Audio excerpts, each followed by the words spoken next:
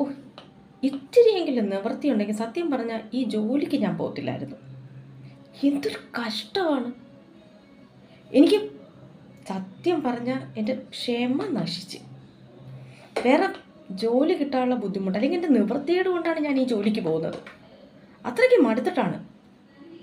വേറെ വേറെ പണിക്ക് പോകേണ്ട സമയമായി. ഇത് ഞാൻ പറഞ്ഞല്ല കേട്ടോ. ചില സാഹചര്യങ്ങളിൽ ചിലർ പറയുന്നത് നിങ്ങൾ കേട്ടിട്ടുണ്ടായിരിക്കും. നിങ്ങൾ പലരും കേട്ടിട്ടുണ്ടായിരിക്കും. നിങ്ങളോട് പലരും പറഞ്ഞിട്ടുണ്ടായിരിക്കും. ഇനി നിങ്ങൾ തന്നെ പലപ്പോഴായി പറഞ്ഞിട്ടുണ്ടായിരിക്കും. അങ്ങനെ പറയുന്നവരോട് ഞാൻ ചോദിക്കട്ടെ, നമുക്ക് ജോലി വേണം എന്നുള്ളത് നമ്മുടെ ആവശ്യമാണ്.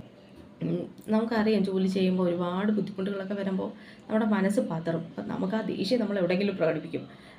പണ്ട് ടീച്ചേഴ്സൊക്കെ അടിക്കുകയാണെങ്കിൽ കോമഡി ഷോയിലൊക്കെ പറഞ്ഞിട്ടില്ലേ, ഇന്ന് ടീച്ചർ ഭർത്താവുമായിട്ട് പിണങ്ങി വന്നതാണെന്ന് തോന്നുന്നു എന്നൊക്കെ പറയുന്നത് പോലെ നമ്മൾ ഈ ദേഷ്യം കാണുമ്പോൾ നമുക്ക് തോന്നും എന്തോ പ്രശ്നമുണ്ട്.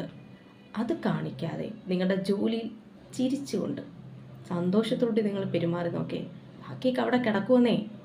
പ്രശ്നമില്ലാത്ത ആരുമില്ല. അപ്പോൾ ഞാൻ പറഞ്ഞത് നമ്മുടെ ജോലി കൃത്യമായിട്ട് നമുക്ക് ചെയ്താൽ നമുക്ക് അതിലൊരു സന്തോഷമുണ്ട്. എല്ലാ ജോലി സ്ഥലങ്ങളിലും പ്രശ്നങ്ങളുണ്ട്, അത് പരിഹരിക്കാൻ അതിൻ്റെതായ മാർഗ്ഗങ്ങളുണ്ട്. അത് നിങ്ങൾ ചെയ്യുക. അതല്ലെങ്കിൽ നമ്മളത് ജോലി അങ്ങ് ഇട്ടേക്കുക, അല്ലേ വേറെ ജോലി നോക്കുക. തീരെ പറ്റാത്ത ജോലികളൊന്നും നമ്മൾ തുടരേണ്ട കാര്യമില്ല. അല്ല, അഥവാ അങ്ങനെ ജോലി സ്ഥലത്ത് ഒരുപാട് പ്രശ്നങ്ങൾ വന്നാൽ അതിൻ്റെതായ കാര്യങ്ങളുണ്ട്. ഇത് ഞാൻ ഉദ്ദേശിച്ചത് അത്രയും വലിയ സംഭവങ്ങളൊന്നുമല്ല. ജോലി സ്ഥലത്ത് ഭയങ്കര പീഡനം അതൊന്നുമല്ല. അങ്ങനെയുള്ളവരല്ലല്ലോ ഈ സംസാരിക്കുന്നതും. ചെറിയ ചെറിയ അസ്വാരസ്യങ്ങൾ, പക്ഷെ അത് നമ്മൾ ഈ ഒരു മൂക്കിക്കറിവ് എന്നൊക്കെ പറയത്തില്ലേ, അതുപോലെ മുമ്പിൽ നിന്ന് വരുന്നവനോട് ആ ദേഷ്യം പ്രകടിപ്പിക്കുക, പെരുമാറുക.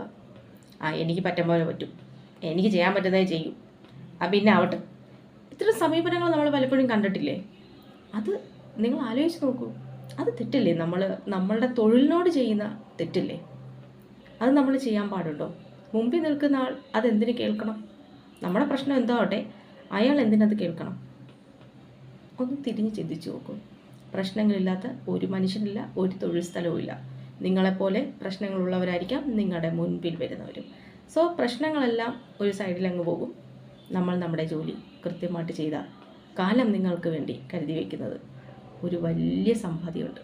നിങ്ങളെ കാണുമ്പോൾ ഓർമ്മ പുതുക്കാൻ വരുന്ന ഒരുപാട് വ്യക്തിത്വങ്ങൾ, മനുഷ്യർ, അതാണ് നമ്മൾ ഈ കുറഞ്ഞ സമയത്ത്, ഈ കുറഞ്ഞ ജീവിതത്തിൽ സമ്പാദിക്കുന്ന ഏറ്റവും വലിയ കാര്യമെന്ന് ചിലപ്പോൾ നാളെ നിങ്ങൾക്ക് തോന്നിയേക്കാം.